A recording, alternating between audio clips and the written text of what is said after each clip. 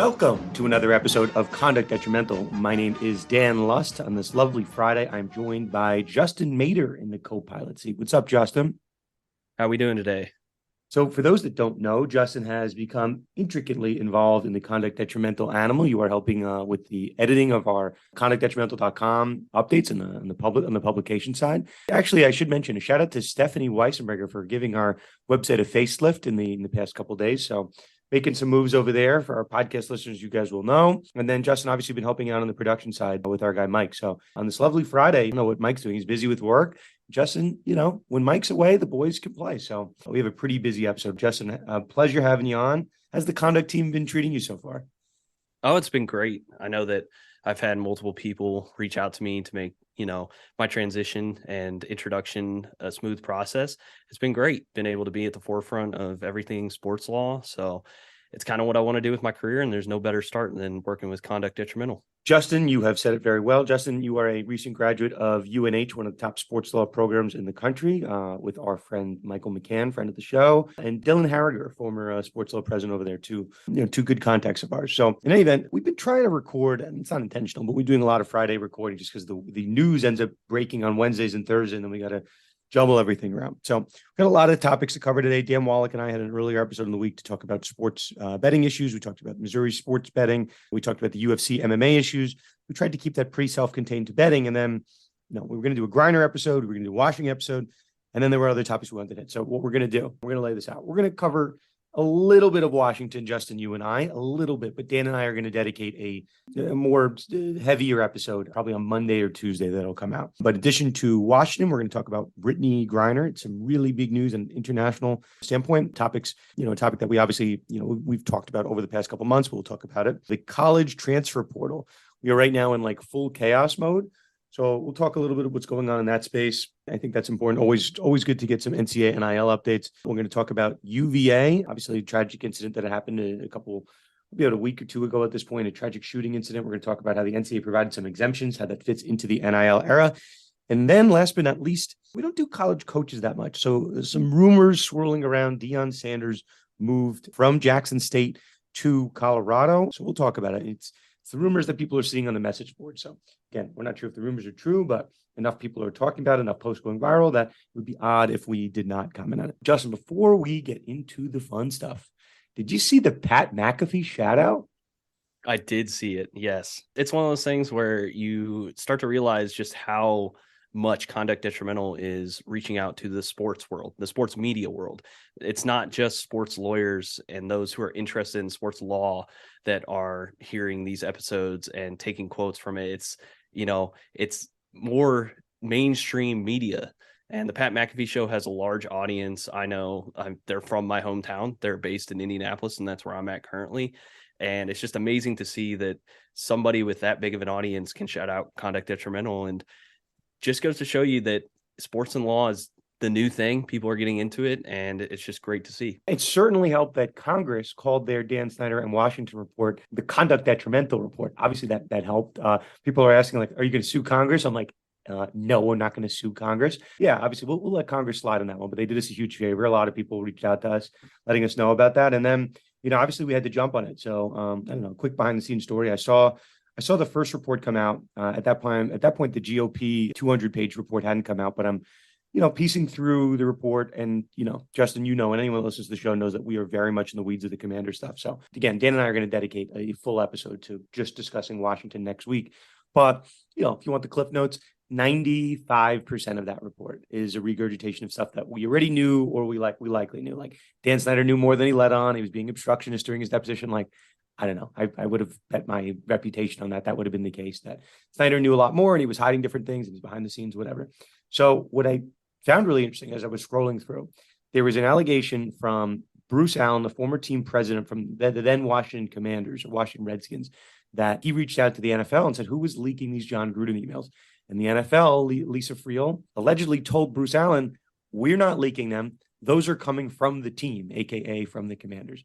So all of a sudden, I mean, that we've never heard of. That has never come out. I think there were some people trying to speculate where that leak came from, if it came from, the NFL's office, if it came from the Raiders, that they wanted to get out from Gruden's contract, if it came from like a rogue, like WikiLeaks-esque hacker or something like that. But there were people in my replies throwing out that it could be Snyder. And I'm like, that's a little far-fetched for me, but I remember it. And I'm like, wow, these Washington fans, they begged it. They pegged it. This is, Congress found it sufficient enough, incredible enough to put in their report. So the tweet I wrote is, essentially, the 79-page report's out. If you're looking for the bombshell, it's on page 42. Here it is, and it's helpful for the Gruden case. And we'll talk about the Gruden stuff on Monday as well with Dan, or Tuesday, whenever the episode comes out. But, Justin, to your point, like, I don't know, we're kind of in a vacuum with this stuff. I find this stuff interesting. You find it interesting. We're getting to the point where we have, never like to say the exact amount of listeners, but we're about to hit 300,000 total downloads in our career. And we haven't been doing this for that long. So we do it for our audience. And then what do you know? Like, I don't know, McAfee's interested. We got a shout out from Mike Florio over at Pro Football Talk, and then my phone kind of blew up for different calls from radio stations, different states, cities. So I don't know if we are the flag bearers for sports law in 2022 as a website, as a podcast. I love it. So listen, a lot of sleepless nights, a lot of early morning. How exactly am I going to tweet it? McAfee-esque mornings, but it's all good stuff. Yeah, definitely. I'll have to check out the show. I know that I believe it starts at noon. It's either noon or 1:00. And I used to watch the Pat McAfee show all the time when I was in law school, because I just had days where I didn't have classes. I had reading to do, but I could put that off a little bit. But it was one of those things where I would keep up with some of the issues that were happening in sports through the Pat McAfee show. So just interesting to see that, the sports law world is merging with the sports media world again and again. And, this is where it's at. We'll take it. It's a blessing. Count our lucky stars, smell the roses, all the good stuff. But we got a show to do, Justin. We got a show. That's why people come here. Let's do this one. So we talked about Washington. I think we talked about it enough. That's obviously the story is the commander's report. Okay. So let's get to our first topic on the deck is Brittney Griner. So for those that know, Brittney Griner has obviously been detained in Russia for a long period of time. Unless you're sleeping under a rock, the news is that Brittney Griner is coming home, a prisoner exchange. Again, our show doesn't intend to be controversial or political by any way, shape, or form, but we lay out the news, and there's obviously some legalese here when a criminal is being exchanged for another criminal, and there's a trade involved here. So the charges that we've talked about once upon a time, Brittney Griner was arrested in February 2022 on charges that she brought vape cartridges carrying a small amount of cannabis oil into the country. A couple months passed. Griner, I think in August, Griner was sentenced to 9 years in prison, and her appeal was denied on October 25th. So I remember saying at the time, Justin, like, hey, it's 9 year sentence. Like, it's not going to be 9 years. We're going to get a deal done ahead of time. I think it's heinous and horrendous what happened to Brittney Griner, but I'm like, it's not going to be 9 years. We just got to hope this happens sooner rather than later. So what happens? Okay. So people can dig into the details of Brittney Griner's situation. Why?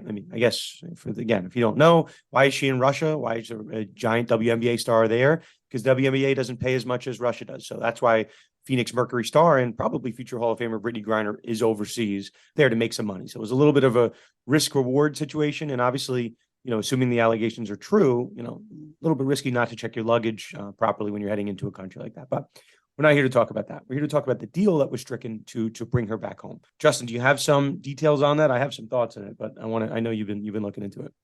Yes. So there was actually video of the exchange that occurred in Russia. So we do have video. And of course, Brittney Griner was shown on the plane heading home, and she was exchanged for Victor Bout, who is a convicted arms dealer. And this was something that had been talked about for a long time. This was the exchange that people thought would happen. And it's one of those things that Brittney Griner is coming home, and I know her family is excited about that. I know the WNBA for the longest time has been wearing free BG shirts and has had logos on their courts. And so this is something that the Biden administration has definitely felt pressure from. And I know that they've been in talks with Russia for quite a while. We did cover previously on the podcast that she had been transferred to a penal colony, and this was something that they wanted to try and avoid as much as possible. But it is good to see that the deal was able to get through and that Brittney Griner is coming home. And again, there are a lot of debates going on about the exchange, and that's not something we're going to cover here. We're more just going to bring in the sports side of things to say that, a WNBA star is coming home and hopefully going to be able to play basketball again here soon. Yeah, so Justin, I guess we could talk about the part that I'm not blind to my replies in various forms of social media. Brittney Griner, who's charged with it's a cannabis offense, right? It's no one died, no one's being alleged to have been murdered or anything like that from Brittney Griner. And the trade, right? Justin, is like for a guy by the name like who's got a nickname, the Merchant of Death. So we're just talking about the trade, right? Trading someone that was charged, convicted, whatever you want to call it, for having cartridges of cannabis for someone that was called the Merchant of Death. Kind of sounds right, Justin. Am I crazy? It kind of sounds pretty bad on paper. Yeah, it sounds bad on paper, but I think you have to look at the optics. With Brittney Griner being detained, a lot of people, especially those who went to Twitter, who have made sort of these campaigns, have felt that she was unjustly detained. And so it's not just about, comparing the convictions and comparing the past. It's more about getting an American citizen home. And again, that's another sort of controversy that's gone on that has definitely, I've seen the Twitter comments on about every post that has mentioned the Brittney Griner exchange. Even professional sports players are voicing their opinion about it. But in the end, you just have to realize that this is how political exchanges work. They're not always 50-50. Somebody's going to have a little bit of an edge. And in the end, you just have to realize that somebody is coming home, their family's going to see them, and that's a wonderful thing. So, I think Justin, that's fair. Again, just putting all the stuff out there. Some people aren't thrilled with this result because obviously Brittney Griner's coming home. I think everyone's happy with that. But people are, and I see it in the replies, people are upset that like, you traded Brittney Griner for the Merchant of Death. Like that just seems like we lost that exchange. The other thing that I'm seeing a lot on social media is this narrative that how could we strike a deal with Russia that didn't include Marine Paul Whelan and bringing him back over? And I certainly see that. So I don't think a perfect deal was struck. I think, probably if we're being honest, I think Russia probably got the better end of the deal. Call it like I see it. But that said, Brittney Griner is home. Hopefully a deal could be struck for Paul Whelan. And, I guess the only thing to push back on, like the other narrative is like, yeah, congrats. We finally got Brittney Griner. Like, congrats, Joe Biden. It just took you like the entire year to do it. How did it possibly take so long? If it was Tom Brady or LeBron, like Griner would have been, Griner would have been home before that. If it was a male athlete of a bigger sport. And all I'll say is like, I really will push back on that. Like, if it was LeBron or Brady, do you imagine what or there's someone of that, like Michael Jordan, imagine what Putin would have done? Like, it would have been like 3 equivalents of the Merchant of Death. Like, I don't know. I feel like that's the case. Again, I'm not saying it's okay and not saying it's good or it's bad, but a deal was struck. It took 9 months and it's not the perfect deal. It's by no means, and it's leaving people a lot of criticism, but I'm a glass half full kind of guy. Brittney Griner is home. That's the headline here. Definitely. I think that's the important thing to think about is, again, someone's coming home and their family can now rest easy that they're going to be home and that they can finally see them again. Because I know that was one of the big issues was when she got sent to the penal colony, nobody knew where she was for a while, and her lawyer didn't, her family didn't. And so I'm sure that was just a horrible time for the family. But now that she's going to be back in the United States, they can rest easy. Yeah, it's a situation that we can kind of close the book on. Brittney Griner, for her sake, we'll see what the future of her WNBA career is, and she now, not that necessarily a straight line comparison, but a guy like Colin Kaepernick, once upon a time, his career ended up ending, but in terms of social justice movement, his voice became more important in that space. So we'll see what Brittney Griner does with her career. I don't particularly know Brittney Griner to be an outspoken person, but when you have an experience like this, you never know what things will change. But obviously her name is now very well known on an international level. So hopefully people can obviously A, learn from the situation, but B, hopefully Brittney Griner can, add to whatever level she's comfortable in. It's a really kind of telltale story about what happened, and hopefully something good can come of it. But at least for our podcast, we're happy she's back home. Griner saga is officially over for now. We'll see what comes of it on that end. Okay. So Justin, for the remainder of the show, we're going to hang in the college sports space. Before we do that, a reminder: our show is sponsored by the law firm of Orr and Horgan, our friends over in Nebraska. Those guys really did us a solid by sponsoring our college sports segment. So we try to explain that they are not just the top law firm in Nebraska. But if you have issues on a collective level, or as they say in Nebraska, a collaborative level, or if you are a student or a lawyer listening to this podcast and you say, like, what actually goes on with those collectives, those collaboratives? I know firsthand experience that Tom and Connor are very well versed in that particular space. So you have any questions, you find yourself in Nebraska, we actually have a good amount of our listeners from Nebraska. Certainly reach out to Orr and Horgan.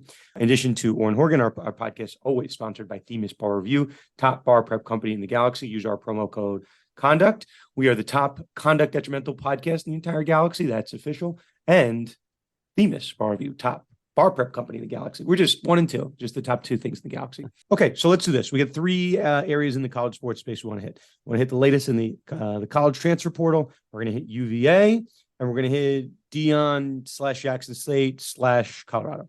Justin, you lead us off. Can you kind of give everybody kind of lay of the land and this chaos that's going on in college football in this last week or so? Yes. So the transfer portal opened on December 5th, and we saw record numbers of players enter the portal.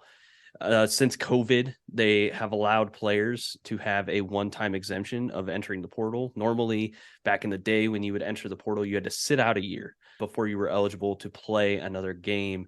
And given that the championship was announced with the top 4 teams, again, on December 5th, we just saw a huge influx of players, and not only a huge influx, but we saw very high level players entering the transfer portal. I know that the team that I follow the most in college football, Clemson, had their quarterback DJ Uiagalelei enter the portal, and it was something that a couple people did see coming, and by a couple I mean a lot, after he was benched for the rising freshman in the ACC championship game. And he is a high value target for a lot of colleges who are looking to add value to either their media rights or any, NIL influx that may occur for the program. And then, of course, you've got a ton of other quarterbacks. Another highlight is Spencer Sanders from Oklahoma State. And this giant influx of players to the transfer portal has also been fueled by the rise in NIL and the rise of collectives who are shelling out thousands of dollars to high level players and popular players to convince them to come to certain colleges. And I think this is where we're going to see, as you called it, the wild, wild west of NIL, where you're going to have players transferring all over the place. You're going to have players not just weighing the school or the football program, but also the money they can get from the NIL deals. So it's just one of those things where people start to realize that this is where NIL might come to a head. This is where, with this influx of players, with, again, about 1,000 players on the first day, which is almost unheard of, all of these players are not going to find a home, but they're thinking that entering the transfer portal is their best option. And you're just going to have this mess that is going to be players who don't find a home, players who go to a program simply because of the NIL and don't fit with the football team. And that's just going to not only hurt the players, but it could hurt football programs as well. Yeah, it's a big shakeup in the space. And it's one we're very legitimate. We called it the Wild Wild West. Lane Kiffin a couple months ago at this point, coach over at Ole Miss, called it, free agency. That's what's happening. Is it a bad thing? It's just different, right? We've gotten used to in the last, better part of the last century of college athletes just not being able to make money. Again, not to get in the soapbox, but I don't know, if you were really good at playing the guitar or singing, you could make money, right? Or if you were a good artist or something like that. We've just been conditioned by the, the behemoth that is the NCAA to think that college athletes shouldn't get paid. College athletes shouldn't have mobility. College athletes, sometimes they'd have to sit out 2 years if they transferred. If they transferred to a school or a school within the same conference, that was a rule once upon a time, then they'd have to sit out 1 year. And then, friend of the show, Tom Mars, kind of helped exploit that transfer portal rule by, getting college athletes waivers, free transfer waivers. So that was Justin Fields, and people know that story of, those guys transferring from SEC country over to the Big Ten country. But, the NCAA originally said hey, we're going to make this a one-time free transfer rule. And then we're going to make it harder on the second time. And then it's a little bit of the same kind of stuff we're talking about NIL. Everyone just kind of said, you know what? We're going to transfer again. What are you going to do about it, NCAA? You're going to hold us back? You're going to restrict player movement? And that, again, was kind of the NCAA just doesn't have any teeth anymore. So they called it, once upon a time, the one-time transfer rule, right? But it's not a one-time transfer rule. Guys are transferring a couple of years. You have a couple of habitual, transfer players. And, it's got to be pretty good for the athletes, right? You talk about a guy like Caleb Williams, who had a fantastic year over at USC. If things had shaken differently, those guys would be in the college football playoff. And a guy like DJ, right? He's an all-world talent, just needs seemingly a change of scenery, just like Spencer Rattler did, and kind of turned his career around over at South Carolina. So it is free agency. The only thing that's odd, I don't want to say it's like it's odd.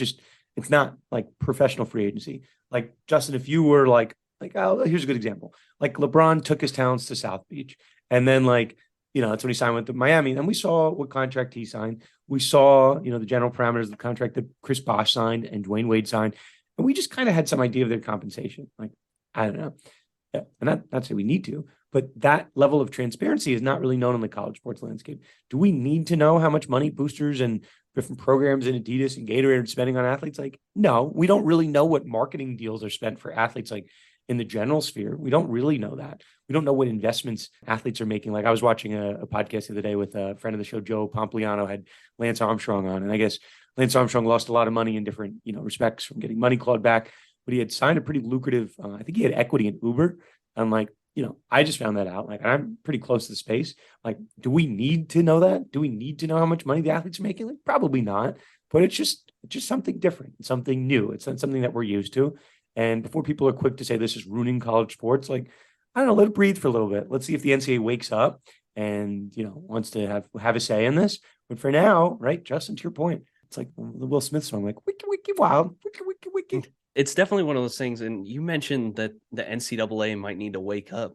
I think that's one of the main issues, is that the NCAA is aware of some of these things that is creating this sort of wild, wild west surroundings. But at the same time, they might be afraid to try and push back on the schools too much because of some of the history we've seen with the NCAA and litigation. For the longest time, it seemed like the NCAA was just winning every case that they possibly could when it came to, players' rights and controlling different conferences and stuff like that. But recently, we've seen that Judge Kavanaugh in his concurrence sort of pushed back on that and let the NCAA know that they weren't this all-powerful being anymore, and that there was a possibility that they could be vulnerable in certain respects. So the NCAA, and this is the reason we saw with their original NIL, almost 2 years ago, that they just put out the most brief report about NIL and a couple of things that they wanted to see not occur, yet they're too afraid to put out a comprehensive NIL structure because they know that there will be pushback from somebody and that they're not completely safe anymore. And that's one of the things that I think is, again, contributing to the Wild Wild West, is that the NCAA really can't do anything for fear that they might lose other powers that they have against the conferences. Let's dive into that for a second. I mean, I usually use the expression, and I've done it on the show, like if a tree falls and no one's around to hear it, does it make a sound? And if there are NCAA guidance and no one's following them, I don't know, it's almost like you have no guidance. I heard another way to explain it, which I think is probably more appropriate. It's all these schools right now are going 120 miles an hour, 110 miles an hour. And there might be a speed limit, but no one's enforcing it. And the question is, if you want to go 150 miles an hour, yeah, maybe no one's enforcing it, but I don't know, it's not the safest to do that, right? It's what are we really doing, right? So if you're one that is in favor of a free market, that's fine. Things are going pretty well for athletes. But what I'm fearful of is someone that represents schools. And I speak to a lot of schools in the space. I have to use my words very carefully, but there are certain state laws, New York being one of them, where the involvement of the school with a type of collective or in the athletes, it's very heavily legislated. We'll see if anybody polices it. But at some point, someone's going to want to police it. Someone's going to want to make a name for themselves. At some point, the tide's going to flip. And it's not just going to be pro athlete. Let's put our foot down, literally, no pun intended, let's put our foot down on the pedal. Let's go, player rights. Someone is going to make a stand and they're going to say this has gone too far, right? I don't know, and again, I'm not a Second Amendment guy, and again, I'm not political, but there are people that pay a lot of money to protect gun rights, right? There's at some point, someone's going to pay a lot of money to try to get some lobbying efforts to really help the NCAA out or help, a particular school out in a particular state. So I'm just mindful of that. I never would want a client of mine to be at the edge, to be where Miami was for a period of time, kind of in the crosshairs of all this. So again, no hate on Miami, just everyone was talking about Miami for not the right reasons. Did they get punished? No, but that doesn't mean what they were doing was smart. So I don't know. Yeah. And to your point, Justin, you raised it. That line at the end of Justice Kavanaugh's opinion, like the NCAA is not above the law. We're seeing ripple effects of that everywhere. We talked about it 2 weeks ago with the college baseball coaches antitrust case. Now people are challenging the NCAA there. The transfer portal, athletes are just going left and right. And NCAA is not putting their foot down anywhere. So just because the radar detector cop is not paying attention doesn't mean you should go 200 miles an hour, right? Like, Justin, you've laid this out pretty well, and I think the point is taken, right? Like the NCAA doesn't really want to do anything. They're afraid of A, getting everyone to yell at them, B, I think truly scared of antitrust liability that could result here. So just rest assured, the NCAA rarely has any wins. They put out this guidance, which everyone's like, what was the point of even putting out the guidance? So you guys aren't doing anything. Your guidance makes no sense. Why are people paying you? They did something last week that I think they thought would be a win across the board. And by and large, it was viewed as a very big win by the NCAA. But I read all the comments. I read them back and forth. I get people in my DMs and ask the question. So, Justin, can you do just a brief background on what happened with UVA and this tragic incident that happened? Yes. So, as you said, this was sort of a win for the NCAA. And those who follow the sports world know, of course, of the tragedy that happened on the University of Virginia campus, where the wide receivers, Lavelle Davis and Devin Chandler, and linebacker Deshaun Perry were unfortunately killed in a shooting that happened. And in the wake of the shooting, the University of Virginia football team decided to cancel its last 2 games. And this was something that everybody supported, and it allowed the team to heal. I know that there are stories of the team using this time to hold a memorial service on the University of Virginia campus, and also allowed the football team to travel to the funerals of all 3 players, one of which I believe was held in Virginia, and then 2 others were out of state. So it gave them the opportunity to heal. I know this was a very shocking experience for a lot of the campus because these players were well liked and seemed to be great teammates from all the accounts. And so the NCAA stepped up and said, look, given what happened and given the tragedy that struck and the fact that 2 games were taken off the schedule, we are extending an exemption to any UVA player, UVA football player specifically, whose eligibility expired this year. And so any seniors or super seniors who had a 5th year or even a 6th year at this point due to the COVID exemption as well, this would allow them to come back for another year to either help their draft stock or just allow them to play football another year, finish up their degree and stuff like that.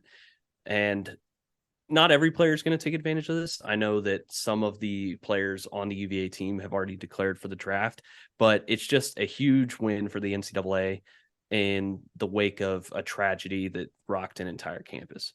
I mean, if I was in the NCAA's shoes, I mean, like this story doesn't happen. It's an absolutely tragic story involving the death of active football players in the team. I mean, it's terrible. I will just say, for the life of the NCAA, for the history of the NCAA, they've been very, maybe the NIL era is different, maybe it's positive change, but for the history of the NCAA, they've been very, I guess like pre-COVID, they really did not give out these extra years that willy-nilly. Like they just didn't do it. And we've had other tragedies in other teams. We've had players in other sports, historically have other, really unspeakable tragedies, young athletes in their teens or early 20s committing suicide. Some really other, terrible tragedies. You and I, Justin, in our show is certainly not going to be in the business of saying which tragedy is worse than another tragedy. But if an entire team is going through something and losing a teammate, I mean, I guess I like that the NCAA is instituting some change, but we'll just note that it's new. It's not really within the NCAA's old operating protocol. So I had some former athletes reach out and just say, it's great that they're doing that for UVA, but what about X? What about Y? What about Z? I'm not going to call them out here, but I think it's fair, but the NCAA is trying to get a rare win. And I think, if you ask me for my opinion, and I try to call it like I see it. I think the NCAA probably did the right thing. I mean, I think a school shooting like that involving a former player and current players, that doesn't happen. It's a really unique situation. Should they have given exemptions in other years and previous years? Sure. What's it to the NCAA? Why does it really matter? I don't know. You can have a freshman that doesn't get to play for an extra year, like a high school kid that gets blocked behind a senior that repeats a year. Is it really that bad? So I don't know. I think that the NCAA, hopefully this is the start of a new leaf where they're factoring in just real life things happen. There's were stories of like students getting all their wins vacated for like using a telephone that was in the wall and getting it free from the school. Like I remember this old tennis case, but like, hopefully we've got the end of those stories. For my own personal sake, I'd love if the NC had some role. I just like, they're not really doing much. Like this, I guess, is something, but this is the absolute bare minimum. Yeah, it's definitely something that, again, the NCAA had a rare win. I don't really like calling it a win. This was a tragic event that occurred, and it's just good to see the NCAA step up and allow those players to have another year of football that they can use, again, to be with their teammates that they all love. I'll agree with that. Yeah, it's not really a win. That's probably not the right term, but it is what it is. Okay, so moving on, let's do our last college sports topic. There has been this movement, like, players should be able to transfer if their coach leaves. That's always what has been said prior to this kind of transfer portal era, NIL era. So what do we have happen over at Jackson State? Deion Sanders, he's brought a lot of attention to the HBCU scene, and I think in a really positive light. And Jackson State has had tremendous success with Deion Sanders, an NFL Hall of Famer. He's a broadcaster. He does stuff with Barstool. He's all over the place. And to wear all those hats, plus have a very successful team, plus do very well in the recruiting portal. Like, I don't know, Deion Sanders is a very hot head coaching candidate. So, there's a couple things we can hit on here, but obviously Deion Sanders leaves Jackson State. Now those athletes, now that Deion's left, they can go into the transfer portal. They could switch schools too. But our story, at least today, is going to involve what's going on and why Deion Sanders may have left Jackson State, and maybe some ripple effects on the other side when now he's in the Pac-12 with Colorado. So, Justin, I know you, again, have done some excellent research into this. This is, again, we'll say allegedly, reportedly claimed. These are not factual findings, not being reported by like Washington Post, New York Times, LA Times, anything like that.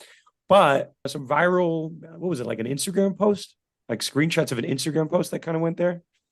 Yeah, I believe I saw it on Twitter. Of course, anything that ends up on Instagram is eventually going to make its way to Twitter. And it wasn't very hard to research this topic because it seems like Deion Sanders is everywhere now, especially with his move to Colorado and his very interesting and assertive first press conference that he had when he got to Colorado. But these rumors regarding Jackson State seem to be the thing that people are latching onto the most right now. And those rumors include money that was withheld from Sanders. I know that there is a clip circulating around of Deion talking about how he was told that the game was going to be sold out in a 60-person stadium. Yet when he was given the records of the attendance, only 28,000 tickets were sold. And this is important because Deion's contract with Jackson State had a couple of provisions that were almost like performance-based as far as what we see, for professional athletes, hit a certain amount of yards rushing or, win a certain amount of games, you're going to get an extra bonus. For Deion, the specific provision was that if the team sold more than 30,000 tickets, Deion was entitled to 10% of the ticket revenue generated for that game. And so he kind of, hinted at this, didn't make any clear accusations, but people have run with this and more information has seemingly come out from a source. And when it's always just a source, we got to take it with a huge grain of salt, but there are more allegations that money was misappropriated and that Deion himself spent a lot of money making the facilities better. And people feel as though he was sort of done wrong by Jackson State. And that could have been one of the reasons that he decided to take this more lucrative job at a Pac-12 school in Colorado. Yeah. Let me ask you, Justin, do we know what the source is for these messages? I do not believe there is a source. I think that the post of all the information was anonymous, and they have just, like I said, every instance I've seen of it has just said a source from Jackson State. I don't know if there's any name attached to it.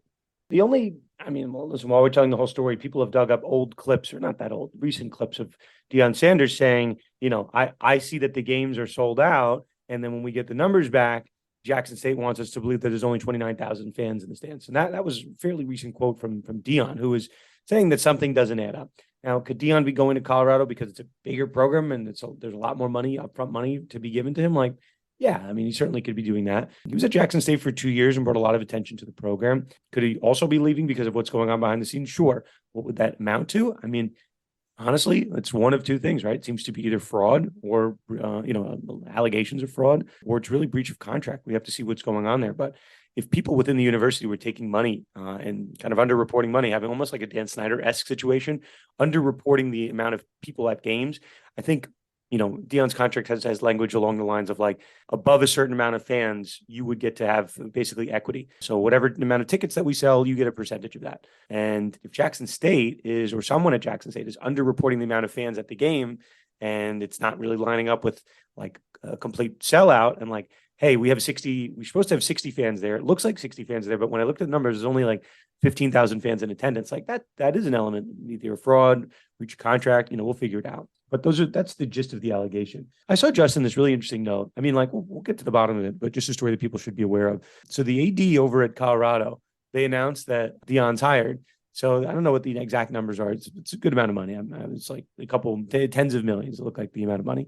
So somebody asked the AD offhand, like, what do you think about the signing? Like, how do you get all that money? And the AD responds, I thought it was so funny. It's like, well, we don't have all the money yet, but I'm confident we'll be able to get it. Have you ever, like, it's got to be a little alarming. I mean, I just think that's the power of Deion. I think that the AD is assuming that with Deion Sanders coming in, that they're going to receive a boost in funds that they receive from boosters, funds that they receive from sponsors and stuff like that.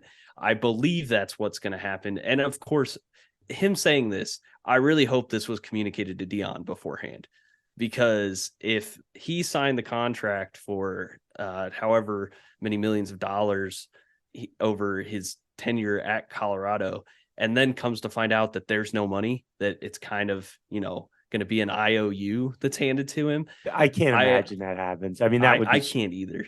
So the quote, just to put it in context, the AD over there is a guy by the name of Rick George. So he writes, this is the exact quote, "We don't have the money yet, but I know we'll have it. So I'm not worried about that piece. I'm worried about it. I'd be worried about it if I'm Deion's agent. It's not a small chunk of change. It's $29.5 million over 5 years. So, and then the year one money is $5.5 million. And then I think it's $200,000 raise, give or take over the life of the contract. So Deion's going to be given a lot of wiggle room, a lot of leeway to rebuild the Colorado program that's largely been irrelevant the last couple of years. Now, really the last piece of this that I wanted to tie in, Colorado's in the Pac-12. Pac-12's, USC, they were basically one win away from having a team in the college football playoffs. So I think things are decent with the Pac-12. So George Kliavkoff is the commissioner over there and made a comment over the weekend or over the past week that I thought was interesting, that I think the Pac-12 is in the middle of renegotiating their media rights. And obviously we've talked about in the show, Big Ten signed a $7 billion year over 7 years. So it's like $1 billion a year. It's big money.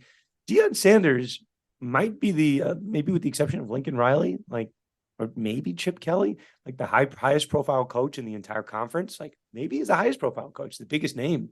And maybe that moves the needle. I'm not sure how much money that adds, but I certainly think it's interesting. He essentially said that we're going to have to, maybe reevaluate the Pac-12 media rights deal in light of the Deion signing. So then people were like, wait, the Colorado coach is going to impact the media rights deal? And he walked it back a little bit, but I do think it moves the needle. I mean, Deion was never a coach before, went into Jackson State and made a winner out of nowhere, out of thin air, and got some pretty high level recruits. So could he do it at Colorado with more money? All of his clips are going viral. I see Deion all over my timeline. So I'm stranger things have happened. I think he adds value. I think he adds a ton of value, not only just with his winning mentality. I mean, Jackson State went 12-0 this year. He was able to take a program, again, an HBCU that wasn't, doing amazing at football, and was able to recruit with, an immense amount of success and bring a team together to just dominate the conference that Jackson State was in. And so I think bringing him to Colorado, even though Colorado's not the biggest name in the Pac-12, the Pac-12 is losing actually its two biggest names in USC and UCLA to the Big Ten in 2024. So it just, you're losing value as far as those two teams. But with Deion and the way he's able to work the media and the way he's able to bring in that attention to the program and the Pac-12 in general, I think is going to add a lot of value. And who knows, maybe that's where the money's coming from. They're waiting for that TV deal to drop, and then, eventually Colorado will have the money to be able to pay Deion. You said it well. So that's what we got on in terms of our topics. Let's do this before we get out. Obviously, we're going to bring Conlan on to close the show with our Bettor Edge betting segment. Okay, let's do this. What to watch for. Try to do this every other week or so. Stuff that we've been watching that we try to recommend to you. Could be stuff on the sports landscape, games going on. I think one could do the World Cup.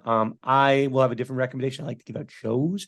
A show that I have binged somewhat recently. Welcome to Wrexham. Justin, familiar with Welcome to Wrexham?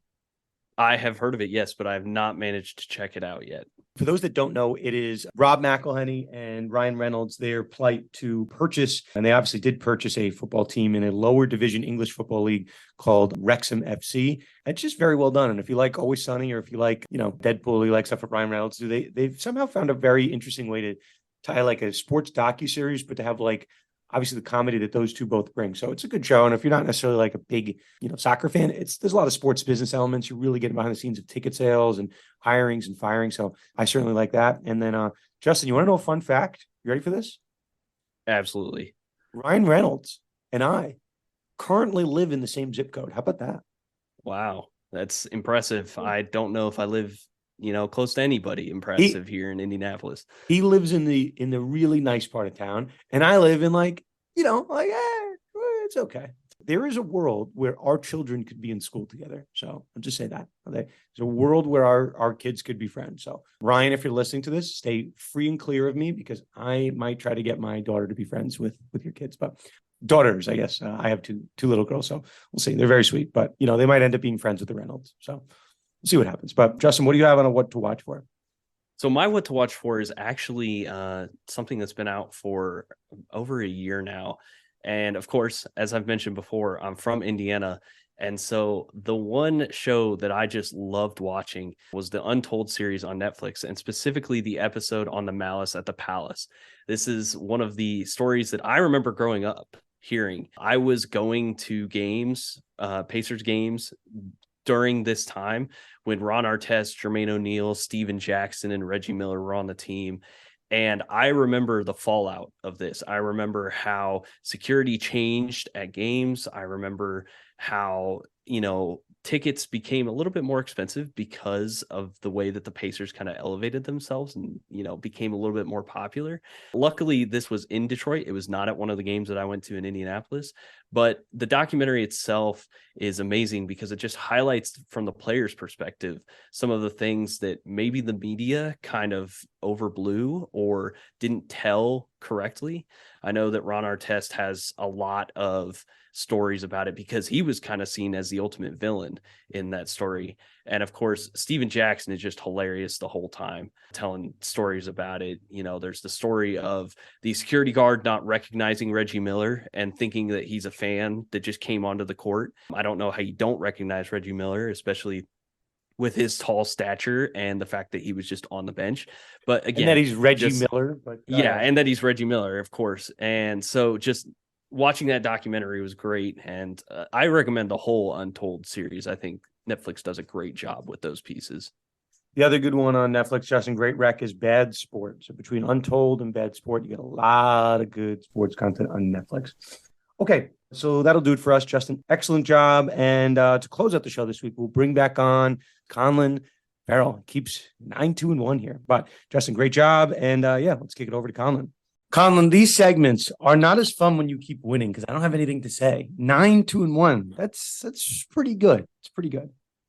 I mean, the greatest shows on earth typically leave you speechless, Mr. Loss. So, that's my counter to that right there. They hate us because they ain't us, from the wonderful film. What is that? Seth Rogen Pineapple and Express. James Pineapple Franco. Express. I'm going to keep being consistent, keep providing winners to our wonderful audience. So, listen, let's do this. Let's do some business here. Bettor Edge. It's the Bettor Edge segment. Conlan doesn't pick against the house. He picks against random bettors that he picks off. He just picks them off one after the other. 9-2-1. Bettor Edge is the social betting platform. People like Conlan and myself will set the line. They'll pick what they want. They'll pick the points, and they'll just see what other social people kind of come at them. So set the line at plus 250, minus 350, but you can adjust the line what you want. If someone doesn't take the bet, so be it. Conlan has done an excellent job Really, I mean it. 9-2-1. So we're getting toward the end of the season. Obviously, had a good pick last week with the Cleveland Browns. I wasn't going to ride with Deshaun Watson. I wasn't wrong about that part. Very rusty, but you cover with some defensive touchdowns, special team touchdowns. But a win is a win. Conlan, this week, where are you taking us? So we're taking it out to the Pacific Northwest when Seattle plays host to the dreadful Carolina Panthers. Listen, the Seahawks have been kind of a revelation this year with Geno Smith at the helm at quarterback. You know what I mean? He leads the league in completion percentage. Maybe they found their next guy. Listen, he was a former New York Jet. I don't want to take too much credit for his now emergence, but listen, they're -3.5 on Bettor Edge. Get him right there. Look, Carolina's playing for next season. And I also think about this. I think about an East Coast team going out west, maybe a little, jet lag, stuff like that, all those factors. And on top of that, Seattle really has something to play for now that Jimmy G's hurt in San Francisco. So listen, that division's still right there for the taking. San Francisco plays host to Tampa Bay. Tom Brady's coming off a hot win this past week against the Saints. Look, if Seattle really wanted to make a run at the division title, this is the week to do it. So Seattle Seahawks -3.5 against the Carolina Panthers at home, 12th man, all that good stuff. It's Geno time, baby. So that's what I'm taking this week. I like it, Conlan. And listen, let's just keep it rolling. I'm rooting for you now. I wasn't really rooting for you before, but I'm told that Bettor Edge likes your picks. Told that the universe likes your picks. I've never heard so many people root against the guy that makes them money. This is why 2022 is the weirdest time of all, because it just doesn't make sense. We're now on your side here. I mean, I like messing with you. I'd love, like, if this was Bill Simmons' $1 million picks and you were losing every week, I'd have so much fun just needling you. I'd still let you back, but have so much fun with it. But you winning, so I just got to pat you on the back. It's the holiday season. I'm trying to give people a little, an extra buck in their pocket here. Just doing Santa's work. If you lose this week, I'm going to go back to just relentlessly going at you. But let's try something new this week. I'm on Team Conlan Farrell this week. Let's go, baby. Let's get to 10-2-1. Conlan, absolutely. excellent job. And that'll do it for another episode of Conduct Detrimental. For Dan Wallach, myself, all of us here at Conduct Detrimental. We will see you next time on another episode of Conduct Detrimental.